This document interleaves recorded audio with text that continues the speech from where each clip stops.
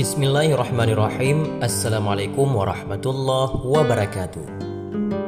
Sahabat beriman, Zulkarnain adalah sosok yang diabadikan dalam Al-Quran terkait tembok besar raksasa yang pernah dia buat untuk menghalang ataupun untuk mengurung Ya'juj dan Ma'juj.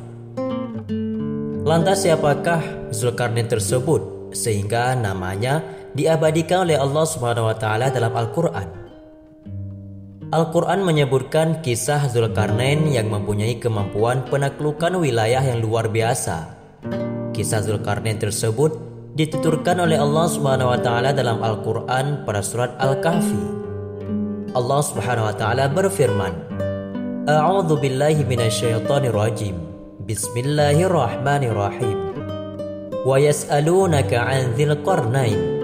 Qul sa'atlu 'alaikum Inna makkanna lahu fil ardi wa atainahu min kulli syai'in sababa fa'atba'a sababa. Mereka akan bertanya kepadamu wahai Muhammad tentang Zulkarnain. Katakanlah, aku akan bacakan kepadamu cerita tentangnya.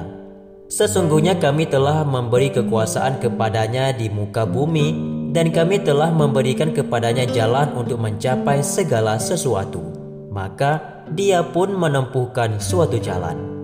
Al-Quran Surat Al-Kahfi ayat 83-85. Lantas siapakah sosok Zulkarnain? Satu ketika orang-orang musyrik Mekah bertanya kepada Nabi Muhammad SAW mengenai sosok Zulkarnain. Zulkarnain ini berarti pemilik dua tanduk, karena diceritakan bahwa Zulkarnain suka memakai topi dengan memiliki dua tanduk. Beberapa pendapat menyebutkan gelar ini disematkan kepadanya karena dia memiliki rambut yang panjang yang digulung seperti dua tanduk. Dia juga pernah terlihat memakai perisai di kepala yang terbuat dari tembaga sehingga menyerupai tanduk. Beberapa pendapat juga menyebutkan dia mencetak uang logam dengan gambar berbentuk dua tanduk yang melambangkan dirinya seperti Dewa Amun. Namun dalam jurnal studi Islam Universitas Muhammadiyah Mataram pada Vol 15, tulisan dari Rukimin menyebutkan sebagaimana ulama mengatakan Zulkarnain adalah Alexander the Great dari Makedonia. Ada juga yang berpendapat dia adalah salah seorang penguasa Himyar, yaitu negeri Yaman. Hal ini dengan alasan bahwa penguasa Yaman menggunakan kata Zul pada awal namanya seperti Zu Nuwas dan Zu Yazid. Riwayat lain juga menyatakan dia adalah Quraisy yang hidup pada tahun 539 sampai 560 sebelum Masehi, pendiri Imperium Persia. Sementara menurut Tahir Ibnu Ashur bahwa dia adalah seorang penguasa dari Cina dengan alasan yang kuat pula. Seperti yang dikutip Muhammad Ibrahim Al-Hifnawi dan Muhammad Hamid Usman, bahwasanya Ibnu Ishaq menyatakan, diceritakan kepadaku oleh Saur bin Yazid dari Khalid bin Ma' dan Al-Qala'i. Khalid adalah orang yang pernah berjumpa dengan banyak sekali manusia, bahwa Rasulullah SAW ditanya tentang Zulkarnain. Maka beliau pun menjawab bahwa dia adalah seorang raja yang menyambangi bumi dari bawahnya dengan berbagai jalan. Sementara itu menurut Asar dari Ali yang dicantumkan oleh At-Tabari dalam Jami' Al-Bayan dan An-Nuhas dalam Ma'ani Al-Quran, sebagaimana yang dikutip oleh Muhammad Ibrahim Al-Hifnawi dan Mahmud Hamid Usman, menyatakan bahwa Ibnu Al-Qawa pernah bertanya kepada Ali radhiyallahu anhu tentang Zulkarnain, apakah ia seorang nabi ataukah malaikat? Ali pun menjawab, bukan nabi dan juga bukan malaikat. Ia adalah seorang hamba yang salih yang menyeru kaumnya kepada Allah Subhanahu wa taala, lalu mereka melukai kepalanya sebelah Kemudian ia menyeru mereka lagi, namun mereka malah melukai lagi kepalanya sebelahnya lagi. Karena itu dia dijuluki Zulkarnain. Dilansir dari tafsir Al-Misbah pada vol 8 tulisan Muhammad Quraisy Shihab, Allah memberikan kemampuan kepada Zulkarnain dengan kekuasaan dan pengetahuan tentang cara menguasai wilayah-wilayah. Dia juga diberikan segala hal yang dibutuhkan untuk mencapai tujuannya. Dia diberikan pengetahuan menggunakan peralatan-peralatan yang ada seperti tali timba untuk mengambil air di sumur, dan di lain hal dimanfaatkan untuk memanjat naik ke atas. Sahabatku beriman, itu sekilas tentang sosok Zulkarnain, yaitu seorang raja terkenal yang namanya diabadikan dalam Al-Quran. Namun, sebagaimana diketahui, banyak sekali cerita yang mengisahkan sosok dan kebesaran dari Alexander the Great, Iskandar Agung yang berasal dari Makedonia, Yunani. Ia senantiasa dihubung-hubungkan dengan Zulkarnain sebagaimana diceritakan dalam Al-Quran. Namun, ada pula yang mengaitkannya dengan Khairus II, seorang raja yang berasal dari Persia kuno. Lantas, benarkah demikian? Namun banyak pihak yang meyakini Zulkarnain adalah Alexander the Great, termasuk Michael Hur, penulis buku 100 tokoh berpengaruh di dunia. Namun, tak sedikit juga yang membantah informasi tentang itu.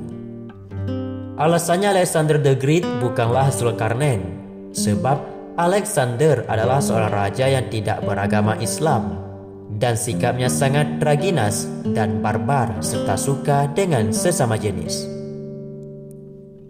Subhanurdin dalam bukunya Benarkah Isa dan Dajjal akan turun? Terbitan Kultum Media, cetakan pertama tahun 2006, halaman 179. Dia mengutip pendapat dalam versi barat yang menyebutkan Zulkarnain adalah Iskandar bin Philips al-Makedoni al-Yunani, orang Makedonia yaitu di Yunani. Ia membangun Iskandaria. Ia juga murid Aristoteles dan memerangi Persia. Namun menurut Asy-Syaukani, pendapat di atas sulit diterima karena hal ini mengisyaratkan Zulkarnain adalah orang yang kafir. Sementara Al-Quran menyebutkan Zulkarnain orang yang mendapatkan petunjuk. Namun menurut sejarawan Muslim, Zulkarnain adalah julukan dari Abu Karab al-Himyari atau Abu Bakar bin Ifrayaqisi dari Daulah Al-Jumayriyah. Kerajaannya disebut At-Tababi'ah, dijuluki Zulkarnain karena kekuasaannya yang sangat luas, mulai ujung tanduk matahari di barat sampai di timur. Namun sementara itu, menurut Ibnu Abbas, Zulkarnain adalah seorang raja yang saleh.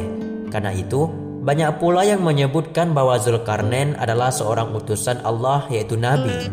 Dalam kitab Aqidah Al-Awwam karya Ahmad Al-Marzuki, jumlah Nabi mencapai 126.000 orang dan Rasul berjumlah 313 orang. Karena itu, sebagian menyebut Zulkarnain sebagai Nabi, sebagaimana Nabi-Nabi lain yang diutus oleh Allah.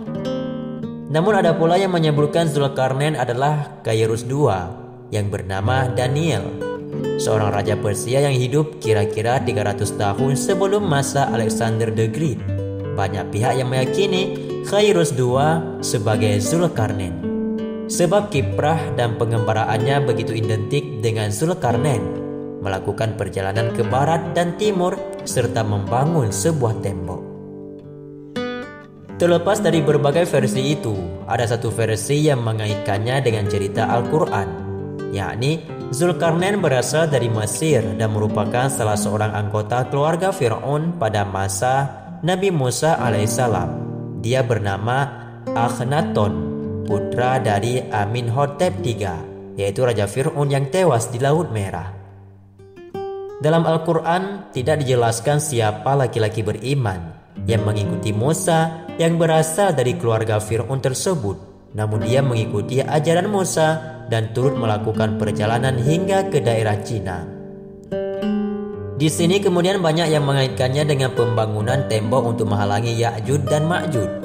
Menurut beberapa arkeolog, bangunan reruntuhan tembok yang berada di wilayah Asia Tenggara itu berkonstruksi besi dan tembaga sebagaimana disebutkan dalam Al-Quran, dan cara membuat serta desainnya merupakan desain Mesir. Hal ini yang mendukung pendapat bahwa Zulkarnain dari Mesir adalah pengolahan kertas yang berkembang pesat di Cina setelah masa itu. Karena sebelumnya pengembangan kertas hanya ada di Mesir dengan papyrus yaitu paper. Tembok ini diperkirakan juga sampai ke daerah Turki dan juga kaum Turki yang tinggal di utara tembok. Setelah tembok ini mulai dirusak oleh penyerangan, barulah muncul pembuatan tembok Cina yang baru seperti sekarang ini.